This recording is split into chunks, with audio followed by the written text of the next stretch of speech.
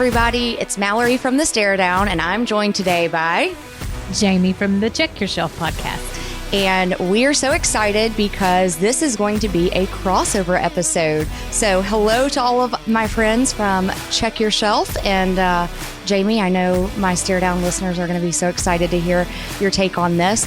But today, the reason we're crossing over is because we are talking all things sports and books. But specifically, books about sports. So, sit back, relax, grab a book or two, and enjoy the Staredown and Check Your Shelf.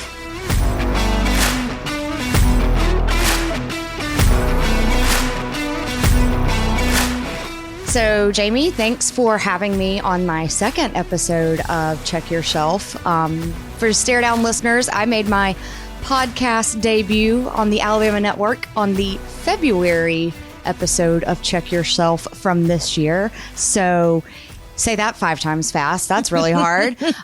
So if you want to go back and listen to a little spare Prince Harry review, then absolutely you should do it. We had a blast. And so I'm really glad that you asked me to come back for your sports book portion. I'm glad to have somebody who can talk sports books. Heck yeah. To the level you can. I'm always here for it. I mean, you know, I love sports. It's my first love. But books are up there. So This is going to be fun. Yeah. So, what do you want to dive into? You've been doing this a heck of a lot longer than I have. What I think I would like to start with is for you to give us some of your favorite books about sports. Oh, absolutely. Like, I feel like if it's a sports book, I have maybe barely scratched the surface of all of them. Every time I go into a bookstore, I just want to read them all. But I've made a good dent. So some of my favorites, and I'm going to just caveat this with, I myself am not very athletic. I run a lot. I've been running since I started running cross country in 7th grade. So this will not surprise any of my fellow running fans out there, but pre the story of America's greatest running legend, it's the story about Steve Prefontaine. He was a runner for the University of Oregon, and he was just amazing. He actually fought with the AAU over amateur sports because all of these amateur athletes were living in basic poverty at times, and they were going and representing the U.S., and people were making money off of them. I know that's probably a familiar theme for you based on some things that I know are coming later in this episode, but he took them on and kind of fought for better pay and better conditions and stuff, and what amateurism actually looked like. And unfortunately, he passed really early on in his life. It was a car wreck, and I think he was probably one of the greatest athletes ever. And he just, unless you're a true runner and you're in the running community, it's kind of hard to understand like where he peaked and why. But fun facts about him: his coach, Bill Bowerman, is actually one of the co-founders of Nike. And Bill Bowerman would actually steal his wife's waffle maker to make the soles of his runner's shoes. He was the track coach at the University of Oregon. So that's kind of where the waffle knit design on the bottom of shoes came from, that Nike got so famous off of. And obviously, being in Oregon, it's kind of a cool connection. So what year? Oh man, we're talking like 60s and 70s here. Okay. That book shows up on, I've seen it on several like best of lists. Yeah. So I'm glad that this is one of them, because I was curious how good it was, because I don't know anything about running. Yeah, no, and it's really cool because when I say 60s and 70s, I mean that's when Pre was alive and running. Yeah. Okay. He was at the Munich Olympics actually when the whole terroristic thing happened. So that's talked about a little bit. But yeah, it's just a great insight into his life. And for those who, have watched the new movie that Ben Affleck did about Nike, and about Phil Knight, I think this is a really cool, even earlier history as to kind of where the athletic shoe game started with Nike and why based in Oregon kind of thing. So, Okay. I mean, I know you get that a little bit in that movie, but this is just, it's kind of a fun one. So I'd say that's my first one. Sounds really good. Yeah, I love it. It's around here somewhere, but I'm sure you can check your local library or Amazon or anywhere and find it. So check that one out. The second one, I'm pretty sure will be no surprise to anyone, but Moneyball. If you are kind of new to me and listening to me, this will be new for you, but for anyone that does know me, you know that baseball is probably my second favorite sport. Now, college baseball is the top of that. Major league, I'm getting back into it more, especially as my favorite college players are being drafted. But yeah, Moneyball to me, it was just such a phenomenal book in explaining how the game was changed based on performance metrics and not what someone thought. And like, yeah, you could look at one stat and see, you know, what that meant, but then there were all these other stats and you don't want to just necessarily cut a player. Like he may actually be what you need. So I think that was just a really good book. Obviously the movie was great as well, but to me being such a sports and stats junkie, I think that the book was just, it's in a league of its own. Pun intended, I guess. I need to read that because I loved the movie. And it was like when I remember when I finished the movie, I was like, I think I just really enjoyed a movie all about math. You did. You absolutely did. And it's the total like nerdy side of sports, right? And I think that's probably where I love it is the nerdy side of sports. Yeah, I've got stories for days about my stats class in college and how we proved that Peyton Manning statistically had a better year than Tom Brady one year, even though Tom won the Super Bowl and Peyton didn't, but that's okay. Peyton was still statistically better. So yeah, I obviously have a little special place in my heart for those kinds of things, but Moneyball's absolutely, it's a classic. And check it's it out. Michael Lewis, is that Yes, right? The guy who wrote The Blind Side. Who wrote The Blind Side. And I'm sure most people listening to this are probably like, oh my gosh, she said Moneyball and not The Blind Side. And yeah, I did. I mean, The Blind Side, it is what it is. I could have a whole entire episode just on that, which I may one day. So you never know. But yeah, Moneyball is just, it's such a great story. The way he tells it's phenomenal. Oh, you'll love this because you're my Real Housewives fan. But do you remember Gina from the Real Housewives of OC? Yeah. Her husband, Matt, who was the former pro baseball player, he was one of the scouts for the Oakland A's when the story took place. Really? Yes. I know I read that and I was like, there's only one person I know who will understand this and it's Jamie. So yeah, so you definitely have to go read it now. Okay. So yeah, so that's my second one. And then my third one, this one will absolutely be no surprise when you hear the authors, but it is a children's book called Family Huddle. And it is written by Peyton Manning, Eli Manning, and Archie Manning. And it's just a super cute, easy little read. I feel like any true football fan who loves the Mannings, you need to have this.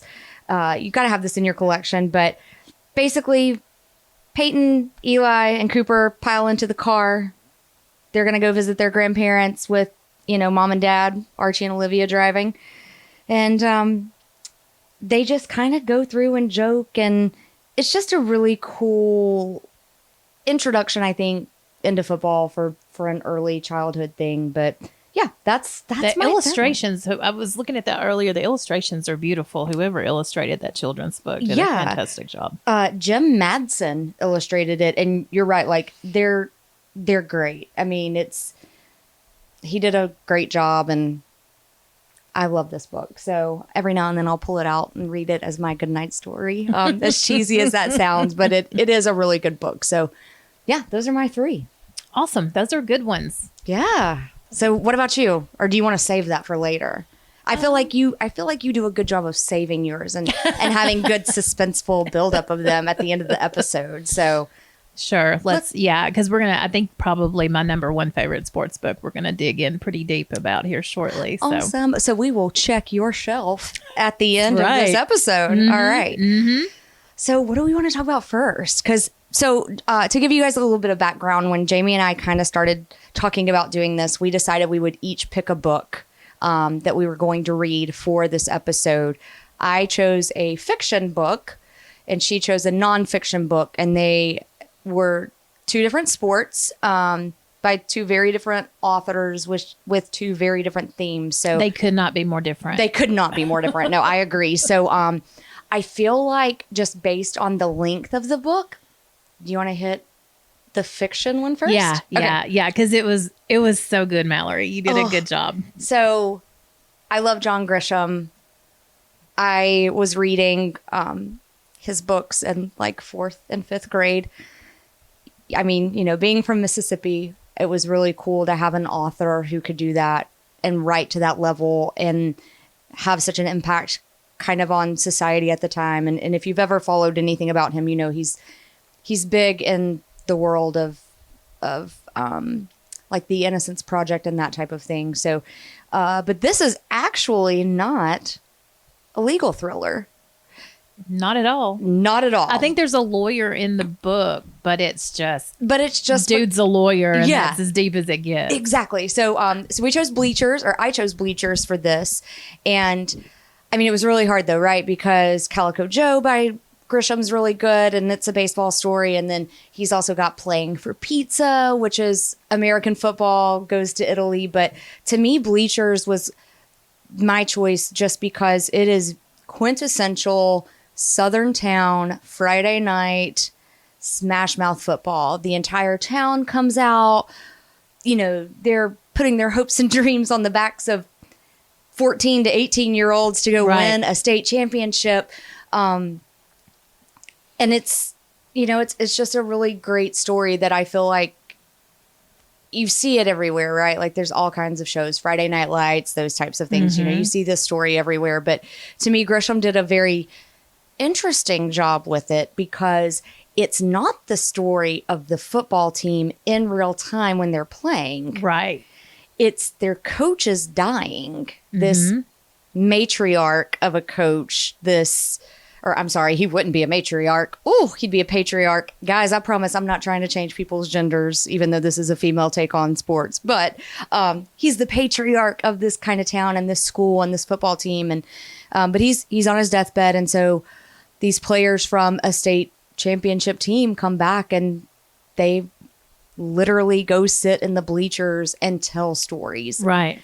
And it's based around a guy named Neely, who he was kind of the one who made it big and got a scholarship in college. And I won't say a whole lot after that, but he got a really big like Division I scholarship. Yeah, and he was like the big shot on the team. Yes, like he probably had the most fraught relationship with the coach too, I would say. Yeah, I think so. And I think that was kind of the cool thing that Grisham did throughout the whole book is you get to see this guy being like the star he's literally the star quarterback. He does have the most tumultuous relationship. But even though it wasn't maybe their relationship the last time he saw his coach in person didn't end well, he still felt that need to come back and to be there for when the coach did pass and to be there to say his goodbyes. And I just thought that was such a cool theme because, one of my big things, and guys, obviously Jamie knows this about me because not only is she a fellow Alabama Take podcaster, but she's also my cousin. So she probably knows me a little bit better than she wants to some days.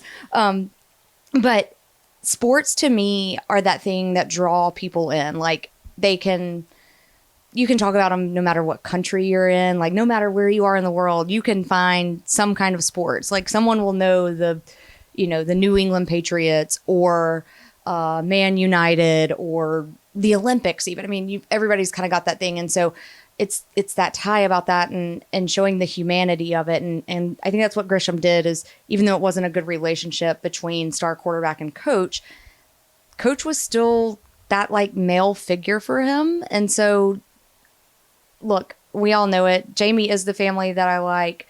But families, they come in all shapes and sizes, blood and not blood. But when you go that deep with people like that, like you have that tie. So I thought he did a really good job of that. But yeah. not being a huge football fan, I kind of want to get your take on it though. I loved it. I went in a little hesitant, but then I was like, this is John Grisham, probably going to be pretty solid, even if it's, because I was like, if I'm very, and I think I've mentioned this before on the podcast, I live a life that's very football adjacent. Like, true. I got my master's from the University of Alabama. My husband is a huge football fan, both college and professional, and Mallory. What? Me? Never. But I really do. I've always liked reading about the sport and the personalities behind the sport. And one of my favorite podcasts ever was they did an origin series on Nick Saban. Oh. And I talked about that. Like I drove everybody crazy with my Nick Saban podcast. So, but I really, really, really liked it. And I had not read a John Grisham book in like 25 years. And I had forgotten how he writes a character. Yes. And it made me want to go back and read everything I'd already read, back in the 90s, plus everything I've missed since then. Oh, yeah. But there are two characters in the book, and I'm not going to spoil anything, but there's a character who had some issues after high school and wound up in prison. Yes. And his arc in the book was somehow... it was so unexpected to me, the things that happened with him. And it just gives me like goosebumps. Like I loved what he did with that character.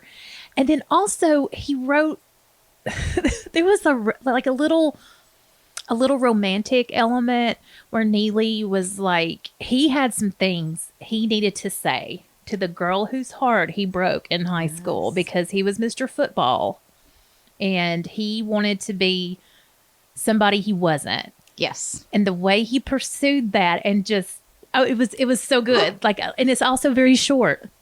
Yeah, no, it is. It's a totally short book, which, hey, Annie, we hear you, honey. We hear you. Thank you. By the way, for all of my listeners, that's Annie, one of my two pups. You'll hear a lot about her. You'll probably hear her a few times in the background, but she's in here taking care of us tonight. Yep. But she's also my reading partner, so I felt like it's kind of fitting. But yeah, I think you're right. Like watching kind of that human element, he does a really good job of bringing that in. And again, like I said, just showing the humanity of football. And yeah. And even after all those years, and coming back and having to face like I said, the good and the bad. It was a really good book. It really was. It really was. And John Grisham read the audio. Oh, did he? And he is just like Southern butter. Yes. That voice, I'm telling you, it was just enjoying. I mean, I just really enjoyed listening to it. Like it was, and like I said, it was super short. I would say like the audiobook was probably 4 hours. So it's not a big investment, not a big time investment if you're not sure that this is something you'd enjoy. But speaking as a not very sporty person, I really did. And I would recommend it and will recommend it. Oh, well, that's awesome. Well, Annie is over here begging. So how about we take a short break and then let's come back to the big book. I know I'm excited about it. Yep. But I know you're way excited about it. So we will be back right after this. All right.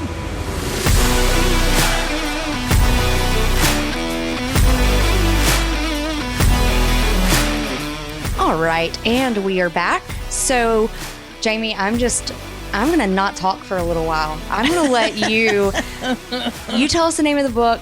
I want to hear why you chose it. I'm really excited to see kind of where our conversation goes with this because, man, there was a lot to unpack with this and it was infuriating and everything. Yes, but yeah, go ahead. Yes. So when I first started thinking like I should do a book about or a podcast about sports books with Mallory, it was very selfish because there were a handful of sports books that I had wanted to read. And one of them was the Dream Team about the Olympic team from, I think that was like 92, the basketball team.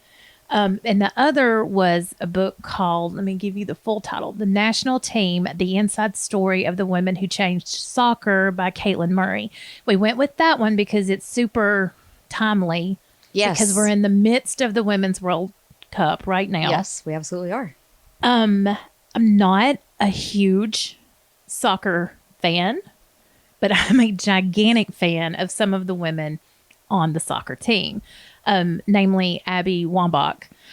Early in her career, like she just kind of stood out to me. There was something about her that just popped. And through the years, I've really enjoyed, like she has 2 books. She did a memoir called Forward. Okay. But she also wrote a book called Wolfpack. And it's just kind of like, I don't want to call it inspirational, but I listened to it while I used to have it like an hour and a half commute to work, and I listened to it on the commute, and I would just show up at work like just pumped, just like ready to go. Jamie's going to come in like the most adrenaline driven librarian you'll ever meet in your life. Yes, I would love that. So good. It was so good. And now she's married to Glennon Doyle. Yes. Who I also kind of like.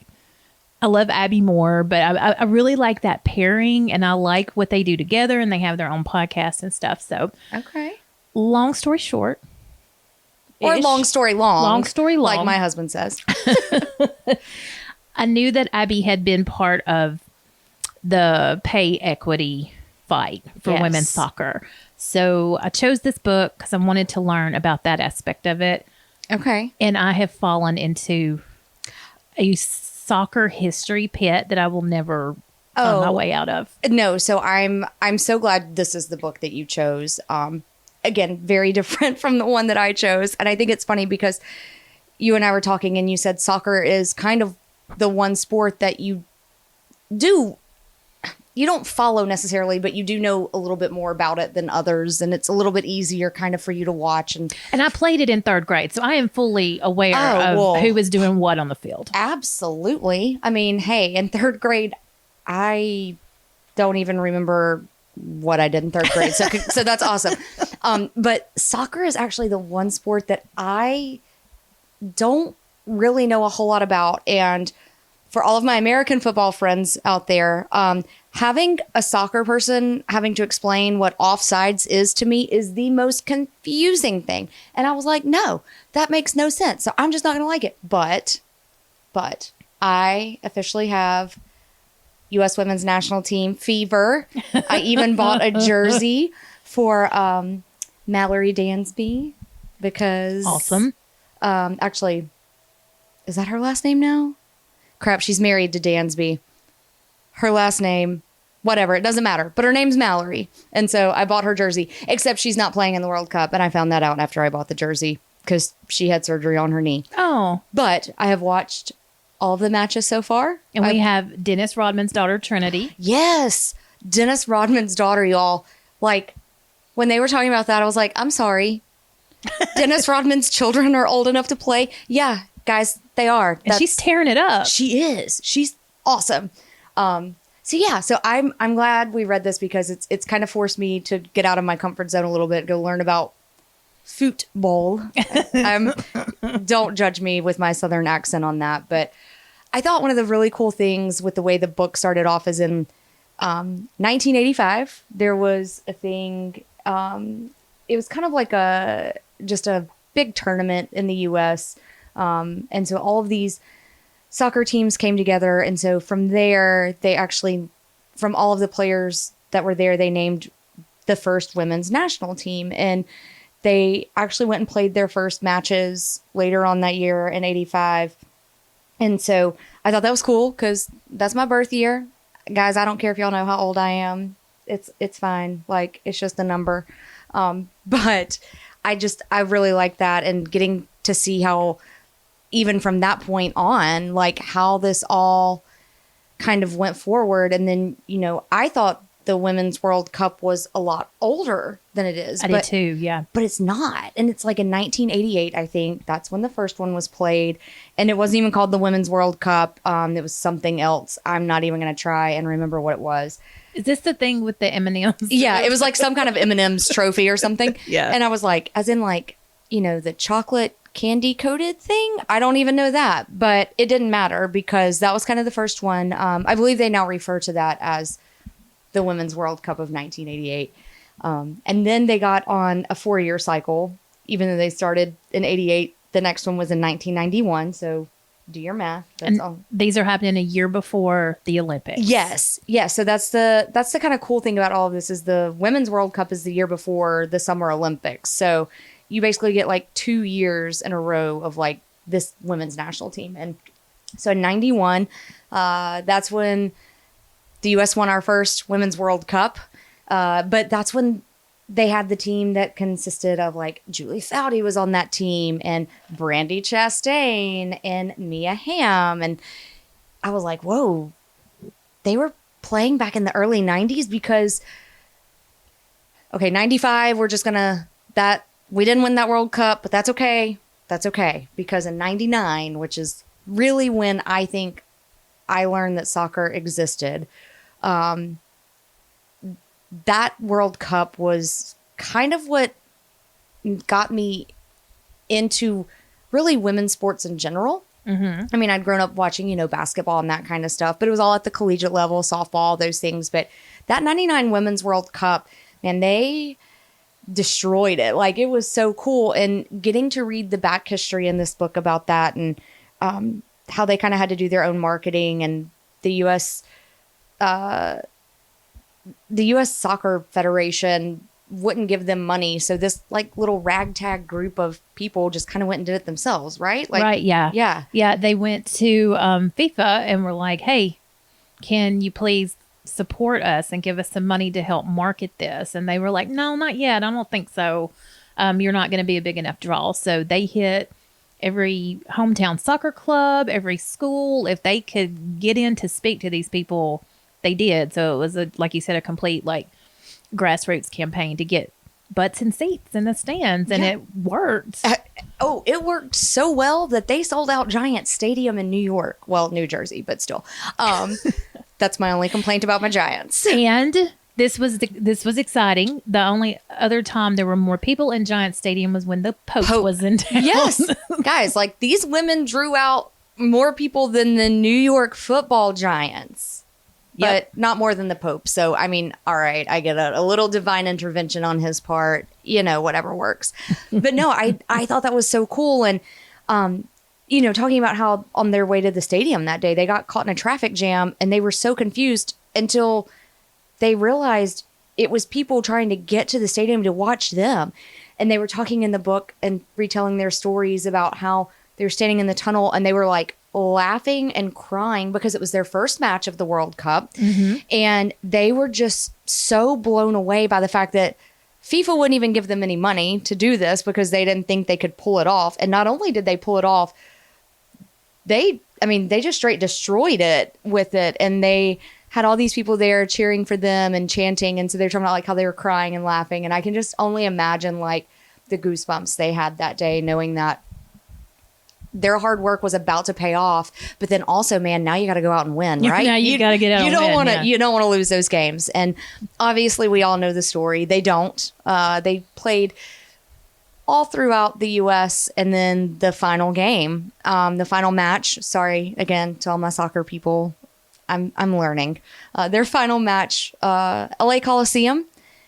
I will forever remember this. It was actually on page 40 of the book. So if you go check this book out, go directly to page 40 because Hansen, yes, Bop Hansen sang the national anthem, and I was madly in love with them, as you very well know. And so that was the only reason why I tuned in. And then I watched the entire match. And when Brandi Chastain scored that goal and ripped her shirt off, and like, she was just this fit, perfect, athletic goddess. And she had just brought home the World Cup title for us. I remember feeling so inspired by her and Mia Hamm and that entire team. Again, nobody even thought they would put butts in seats, and they were selling out huge stadiums. So I really loved it. I thought like that portion of the book was really good. For me, that's kind of when it started going a little sideways, right? And I think that's where we kind of, okay, now they can win, so pay them, right? Right. And I think I told you earlier that it was like the way this book is set up, and I knew so little about it. I was like, oh, okay, so this is when they had the big dispute about pay, and then you kind of get through it, and then like 8 years later, it's like, oh wait, this is it. And it's like, no, they just keep coming. But this was the first one. This was when the 5 team vets kind of gathered together. Everything they did in solidarity. They would only like make these moves with the full support of the younger people on the team. Yep.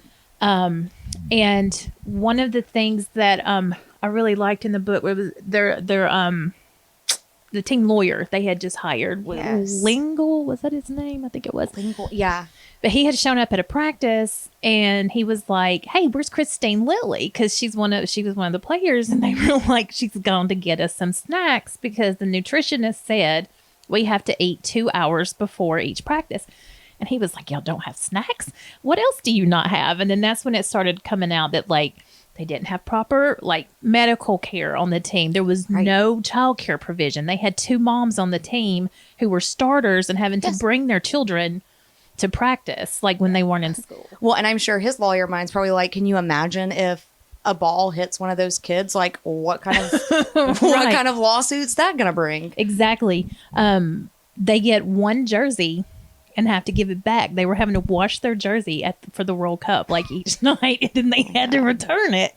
So, I mean, just some ridiculous things like that. But then also, like, what they really pushed for, though, was the bonuses, because there was a huge discrepancy between the amount that the men's soccer team was paid if they won and the level at which they had to win to get the money versus the women. Right. And I think, too, even at one point, the men got paid a bonus just for making it into the field for their World Cup.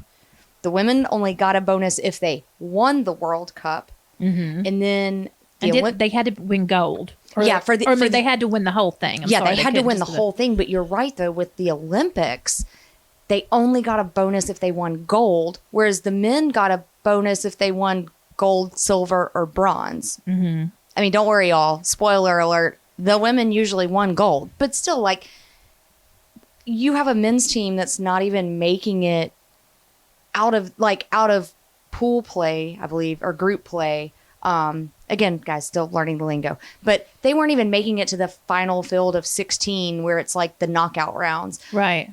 And they were getting a bonus just for being there. And these women are literally having to like wash their jersey every night. That's disgusting. Yeah. I'm sorry, ladies and guys. That's gross. Ask any college football team to do that now.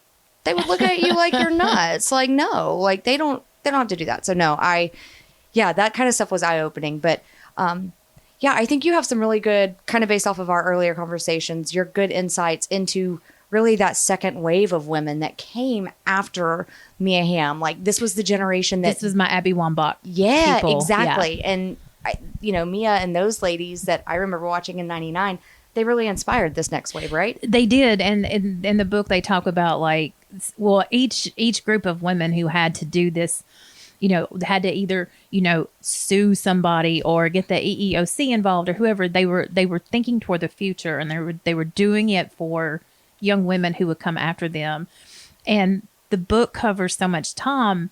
Some of those young women wind up on the team with them, and it is like amazing and inspiring to think like these strangers were investing in the future of some of their teammates that weren't their teammates yet. So, but yeah, so they had, I have to talk about her, Hope Solo. Oh, yeah. Oh, yes. Hope Solo came into my life when she was partnered with Maxim Chmerkovskiy on Dancing with the Stars, and she was not likable. Okay. At all. And they had just won the World Cup, and... This was in 2015, I believe. Yes. Yeah. That World Cup. Okay.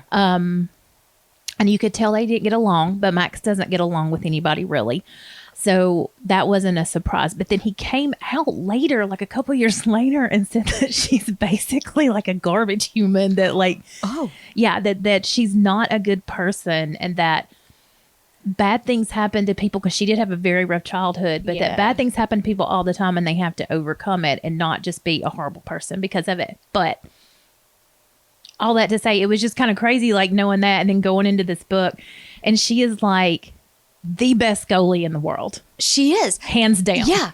But there's a story that they talk about where she got benched, I believe in the 2011 World Cup, for another goalie. And she apparently lost her ish. and like destroyed the hotel room. And then actually, and I'm sorry, I believe it was the 2005. Anyway, it's one of those World Cups they didn't win, which, guys, they're very few. So forgive me again for getting my dates wrong. But yeah, like, I'm like, that's some weird stuff. And I remember it coming out too then because they did ask her a question and she actually ran her mouth and Yeah. basically made it sound like she was dogging the person who started for her, which was that Brianna? I think it was. Brianna Scurry. Yeah.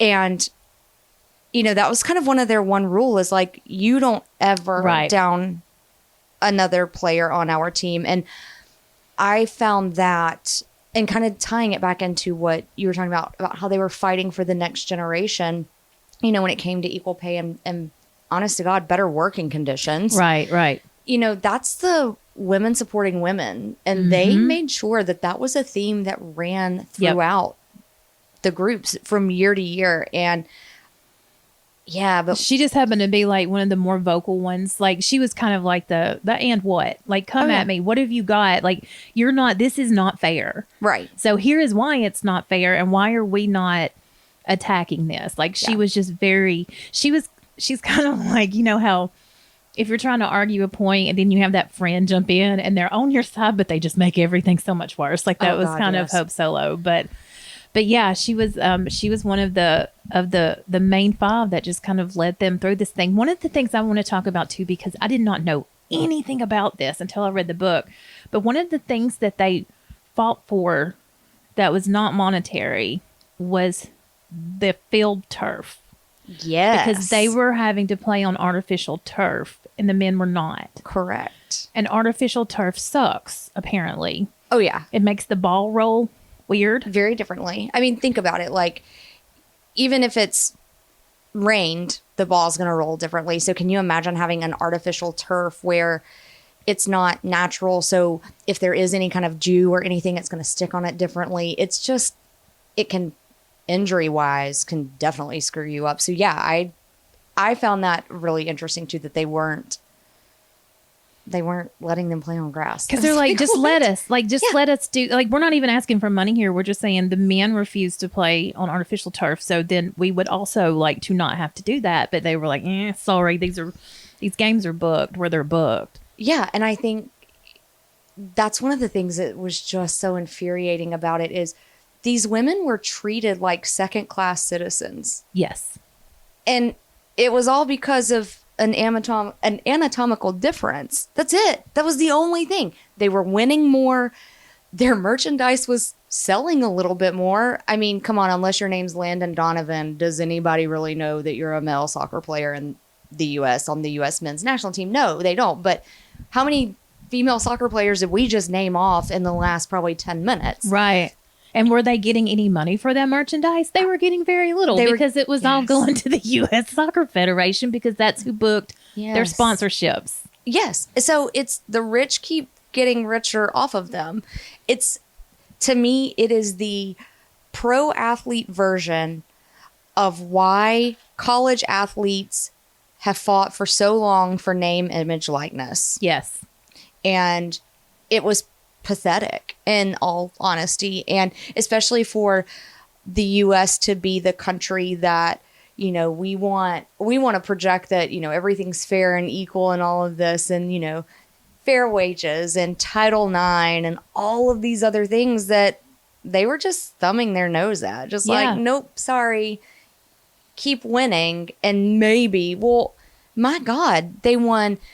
If they win this World Cup, it will be number 5 for them. It would be 3 in a row. They won golds in, I believe, 08, 12, and 16. I know they won the gold in 96 in Atlanta. I mean, what more could they do? Right. No kidding. I mean, do you want them to like literally give birth on the field and immediately go back to running? I mean, that's kind of what it felt like. And they just did not care as long as somebody somewhere was getting rich. Yeah. And they didn't expect them to be that vocal about it. And exactly. Yeah. So I loved this book. I definitely think I want to go back and reread it though, because there are parts that I don't want to say I scanned through them, but I maybe didn't pay as much of attention as I should have or would have liked to have. And I think it may have set up some other things later on.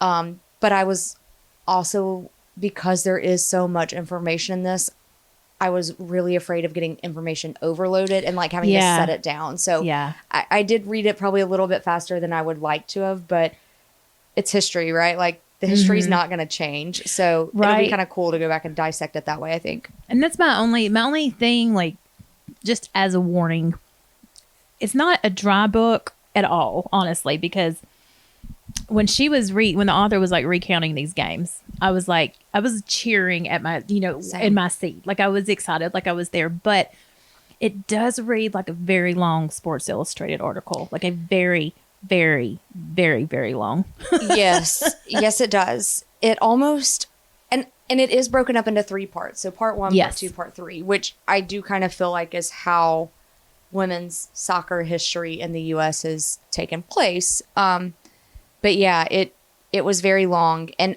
again, like I said earlier, I'm a stats junkie. And so I think that's where like I just wanted to hold on to everything. I wanted to memorize every number and exactly what they got and what day and all of this. And honestly, it's so infuriating as a woman to know that like there were so many dates and so many things that they had to continue to fight for that I couldn't even keep them all straight. You can't keep it straight. No.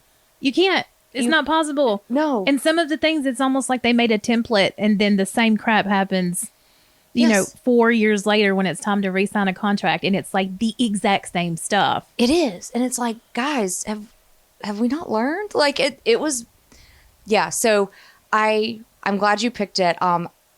Spoiler alert, Jamie's about to tell you guys what actually ended up happening, which I thought was really cool because she did include the 2019 World Cup team in the book. I think the book originally came out before they had won that one. So it was re-released to include that, correct?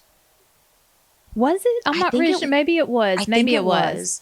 But heck, I feel like based on whatever happens with this World Cup, she's going to have to release a new edition. Because just last year, was it March of 2022? They got February. Oh no, remember? February. Oh yeah, it was 2/22 of 22. So February 22nd of 2022.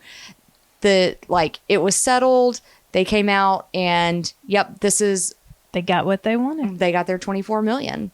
And it was was that one of the things that was taught at the EEOC? Like they got retro paid. That was the EEOC. And then in May of 2022 is when they signed their new, basically collective bargaining agreement with U.S. Soccer, where now they split. They are on the men and women get paid equally. Listen to that. Equally. And y'all, there is a cheat sheet out there. When I say equally, I mean equally. And this is in my little heart of hearts and of trying to make everything better and fair and just. This portion kind of pissed me off a little bit, but I get it. Whatever prize money the women win this year, they have to split equally with the men. The men will also have to do the same with them. So if the women get prize money, the men don't get poop. It doesn't matter. The men are still going to get half of what the women win. Right.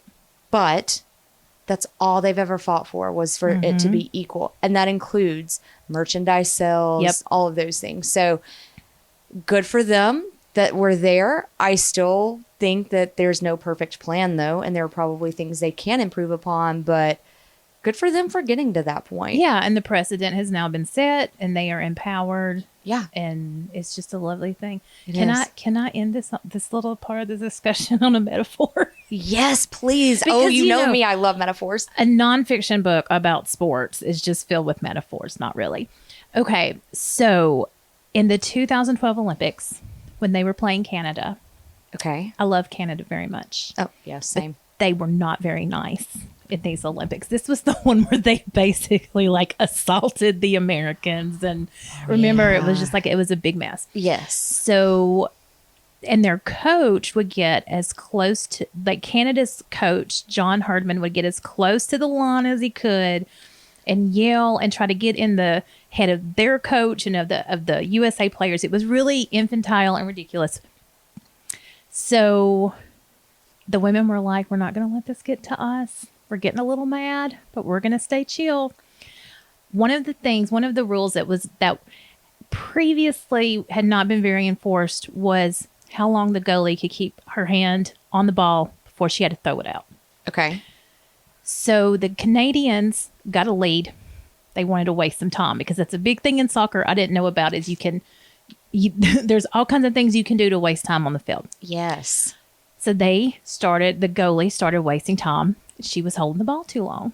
So Abby Wambach just started, like, she raised her hand over her head and she would count just 1, 2, 3, because in 7 seconds that ball had to be gone. Okay, so it's like basketball inbounding the ball, basically. Exactly like that. So she would get to 10 and then the referee would have to call it. And then the Canadians were having like an absolute fit. And she was like, I'm not yelling at anybody. I'm just counting. I'm just standing here counting. I'm just making sure we all follow the rules. And it was so quiet and patient and effective. I'll say it's powerful, right? Like, and very powerful. And I really think, like, when I think about that, and then I think about what they have finally accomplished financially, yes, they didn't want a bunch of loud, crazy women, yelling about not getting enough money. But they just stayed calm. They followed the rules. They expected other people to follow the rules, and then they won. I love that. And I think that to me, that just sums up their whole fight. And I think we call that tactical patience. Yes, I like that. It's something I'm learning. It's not easy. It is so not easy. And, this is kind of one of the things, too, that I know that I talked to you about when I was talking about starting this Staredown is everybody, for the most part, assumes that because I'm a girl, I don't know what I know about sports, right? And specifically football, and especially here in the South, because, man, that's the male-dominated thing. But I've been like this my whole life, and I'm not, by being loud and screaming at a guy, I know more than you, like, that's not going to get me anywhere, even though I do, and even though I may, and even though I want to look at them and be like, really, I just said that. Thanks for stealing my idea, you turd. That's probably not going to get me anywhere either. Calling people turds probably won't get me very far. But some of my best guy friends, like, having those conversations initially, I think it was almost like they were shocked. And then I just kept on, and we kept on, and we would have these conversations and go back and forth. And it's won me a lot of really good people in my life. But man, it is so hard sometimes not to just be like, you don't know what you're talking about, and I'm right, and I'm right, and here are the facts, but you can't do that. And they did a good job. So hats off to every woman who's ever played on the U.S. women's national team. You have gotten us to this point, and let's keep going. I kind of want to see what these future generations do. Yeah, me too. I'm in. Awesome. Ooh, so what's next, man? I love talking with Jamie. Well, I thought, because usually on Check Your Shelf at this point, we start doing like recommendations and what's on the TBR list, but I really just kind of want to leave it with the national team. Okay, cool. Because I want people to read this book, even if you're not a soccer fan or a sports fan, like, read it and get worked up. Like, it's so good. It's so good. But I do have a list of memoirs that had been written by people who figured very prominently in the national team. Yes. And all of these are on my to be read list now. One is My Greatest Save by Brianna Scurry. She was the goalie before Hope Solo. Yes, and she's actually the one who was one of the speakers a few weeks ago at the ESPYs when they got the ESPY for their fight for equal pay. So hats off to her. She's amazing. Yep. And then there is Go for the Goal by Mia Hamm. Okay. Like super old school. Like Yes. one of the pioneers. I think I mentioned these earlier. Forward by Abby Wambach, and then Wolfpack. Yeah, I feel like I've got to go read Wolfpack. Or You at need least, like, does she read it? Is there an audiobook? Yeah, and she does read it, actually, now that I think about it. Oh, heck yeah. So, hey, if you're my coworkers and you're listening to this, get ready for me to, like, walk in and, like, be pumped. Let's go. Then we have Breakaway Beyond the Goal by Alex Morgan. Okay. When Nobody Was Watching by Carly Lloyd. And there's two more. One is, I didn't write it down. Is it Solo? Is that the name of Hope Solo's? Hope Solo has one, and I cannot wait to read that hot mess. Same, because look, y'all. I want to hear her say these things. I want to hear because I mean, hey, I'm Sports Center junkie over here. I've seen all of those domestic abuse charges and things. I'm kind of interested to hear her side of it. Yeah, like, I bet she doesn't hold back. And then the last one I'm getting from the library tomorrow because this is my new obsession. One Life by Megan Rapinoe. I love her. Oh, I love her. I love her. And I love her and Sue Bird. And I think it's so cool because Sue just retired from the WNBA. Megan has stated this is her last. So I talked about, I'm glad you brought her up because I talked about, Brandi Chastain and that. But man, so little girl me seeing Brandi Chastain in her sports bra and guys, we'll go into this in another episode, but can we just talk about the grossness of the sexualization of all of the women's teams? Like, it was disgusting, some of the stuff that was hurled at them, but we don't really want y'all to have to sit here for 2 hours and listen to me go down a long rabbit hole. But I say all of that to say, Brandi Chastain was that like young girl. Yes, I can go do this. I can be a great runner on my cross country team, and I can just go do good things. Then we fast forward to 2019 and Megan is there in the corner, the arms stretched out. In the pose. And we all know the pose. And there's just something so powerful. Yeah. I mean, those were two very different statements that said very similar things. Mm-hmm. Like, again, Brandi was very like, oh my gosh, that like shock and awe of we just did this. But now it's expected for them to win, and they do, but it's still pretty dang awesome. And so pay me fairly, give me what I've earned. Like, guys, we're not paying them this, and they're not asking for anything that they haven't earned and that they don't deserve. They're just asking for that. And so I just thought it was a really cool thing. So yeah, I love her, and I love that pose. And the pose is on the back of the national team book. It is. So yeah, I think that's a good one. So I'm going to do one stare down thing really fast, and then I'm going to let you, because I think you've got some things you may want to share. So if you listen to the first episode of the Stare Down, our wonderful guest, Corey Peterson, my favorite American football player ever. Corey, you can send me another signed picture. Thank you. Or another crypto, Bitcoin, whatever. I don't care.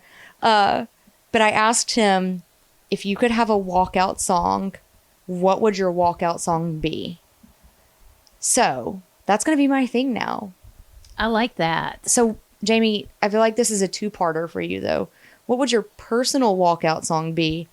And then what do you think is like the best song to be a walkout song for every woman who's ever been on a U.S. women's national team? They're the same song. Oh, yes.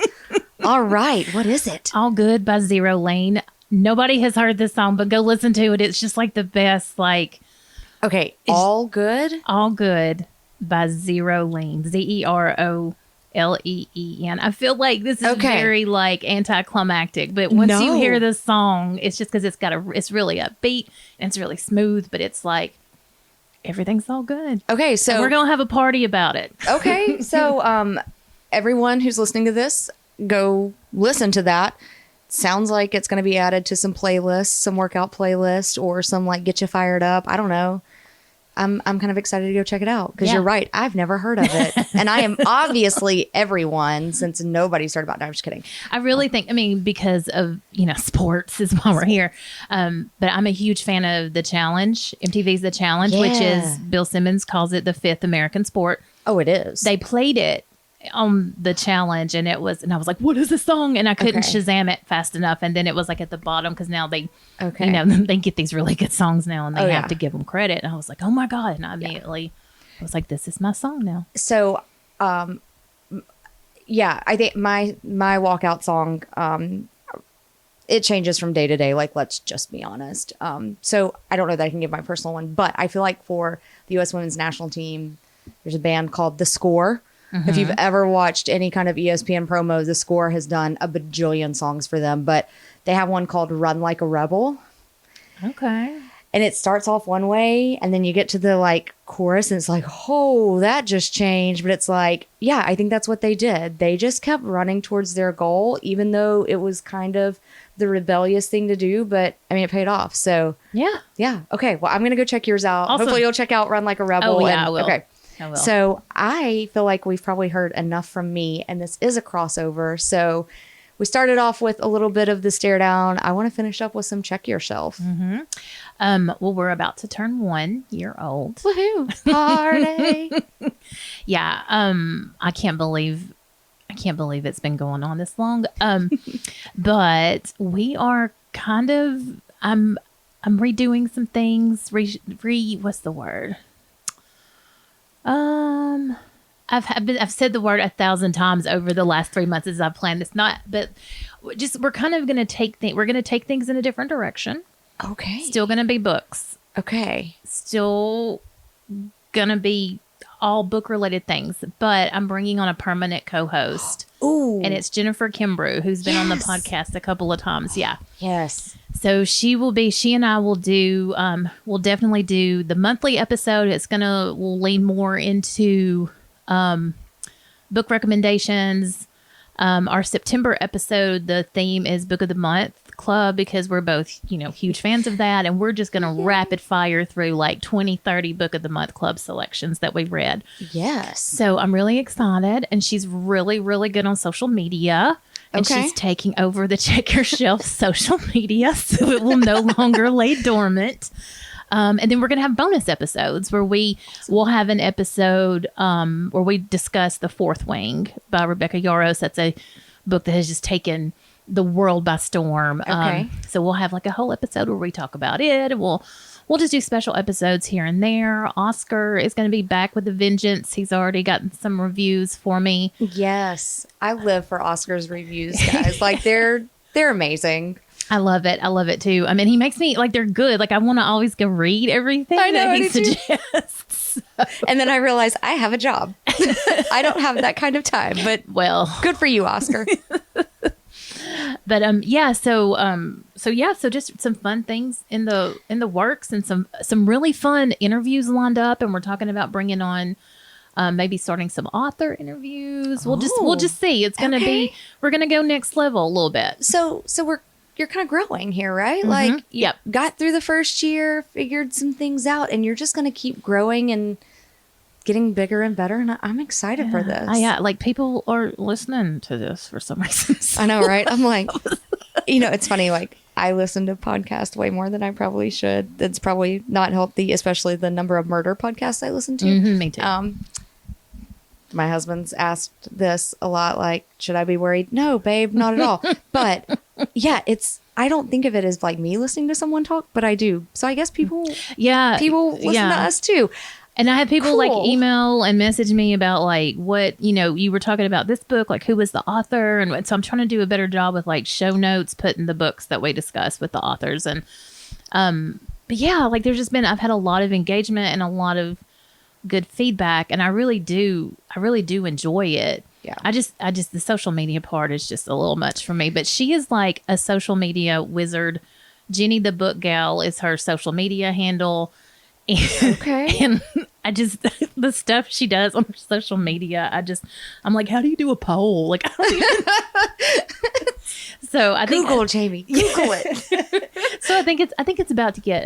I think we're about to We're about to level up a little bit, and I'm excited. I'm excited to have her on board. She's fun and funny. I've loved. I think I've listened to 2 episodes she's been on. I think she's my my guest just canceled guest. Okay. All right. What are you doing 3 days from now? And can you talk about some books? So nice. Well, so my only ask, and I'm not going to have to send it to you in an email or anything because I'm sitting here talking with you. Can we please do a Bully Book Club review as one of your 20 or 30 that you that fast would be fire awesome. through? I have the one for September on my to check out list. Ooh, okay. And I don't remember what it is. Y'all just did The Perfect Marriage, right? With bullies. They did. I was too busy getting this podcast off the ground that I didn't. But yeah, the Hate You Give is this month. Yes. They pick some bangers. Everybody needs to go on Instagram. The Guncle. Can you please just review the Guncle? Don't worry. I'll supply your Kleenex. Don't worry. I will. So they read. Mallory and I, on our episode, we talked about her online book club that is on Instagram. It's called the Bully Book Club, and it's all people who have dogs or cats. They take whatever. Yeah. We don't discriminate. We are non-breed discriminatory. So Mallory was like, you got to read this month's selection is the Guncle. Just go get it. And I was like, okay. So I had just finished reading like 3 books in a row where people had been murdered and buried in the woods or something. So I was like, I'll try this. It was so good. And who's the author? Stephen Rowley. Yeah. It was so good. It was so funny. I like messy boohooed like 4 different times. Same. It was so good. So good. So that I would 5 stars. Yes, same. 5 stars on that. I loved him so much that I went and read 2 of his other books. He just had a new one come out. And so once I get through an entire other stack of books, I will be picking that up. But he's fun. It's fun. I just had to throw my Bully Book Club in there because they've been super supportive of me getting the Staredown off the ground. They were super supportive of the episode I did with you. They were so excited. And so now I think it's just I've got to hook you and Baxter into joining it with us. I think Baxter is going to possibly review in September or October. And can we shout out Harrison the Bulldog because I feel like I know him. Harrison Ford and his little brother, Nope. Yep. So Harrison Ford for the 2nd episode I've done with Jamie. You've been mentioned for the 2nd time. So anytime Jamie's on, I feel like we're just going to have to shout out Harrison Ford. Love him. He's so funny. Like I had, I kind of kept up with it, but I didn't. Like after we did the episode, I had several members reach out and follow. Check your shelf on Instagram. So when I followed back, like all of a sudden my feed was filled with these lovely little animals, and I was like, this is the best. So I'm trying to, I've got a couple I really do try to keep up with now, and Harrison is one. Harrison's amazing. His momager is, God, she's the funniest. She's just hilarious, and you'll always see the adventures of his dad trying to murder him and his little brother. Nope. Not really, guys. Like, don't call PETA. Don't do anything like that. Like, it is, guys, it is a Bulldog's Instagram account. Like, obviously just laugh, but no, that one's one of my favorites. And I think, I was telling you, they were the ones who hooked me into Bully Book Club. So I love them. But so too, I think probably for my listeners, you're going to hear a lot about my dogs. You met Annie earlier. You'll hear her and Magnolia in the background, but Jamie, I'm going to wrap my time up by saying thank you, because you and your love of books and seeing you launch Check Your Shelf, and it was, I'm sure, a scary thing. And I know that because I still kind of feel the scaredness of it all. But it did. It inspired me to just go do what I wanted to do and talk about what I want to talk about. And so thank you for inspiring me. Aww. And thanks for doing a crossover episode with me. This was fun. It was fun. So, and we'll release on the same day, right? Yeah. So you don't have to listen to both of our feeds. No, if you don't want to. But hopefully that, we'll get a little bit of crossover, and hopefully you'll pick up some new listeners who love sports, but also love books. Yeah. And I don't know, maybe you have some bookworms who love sports as well. So we'll keep it going. All right. That sounds good. Okay. Well, until next time, everybody, remember, sit back, relax, grab a drink or a book or 2, check us out at the Staredown. Check Jamie out at Check Your Shelf. And you can find both of us at www.thealabamatake.com. All of this will be posted in our show notes. And y'all have a good one. See ya. Bye. Bye.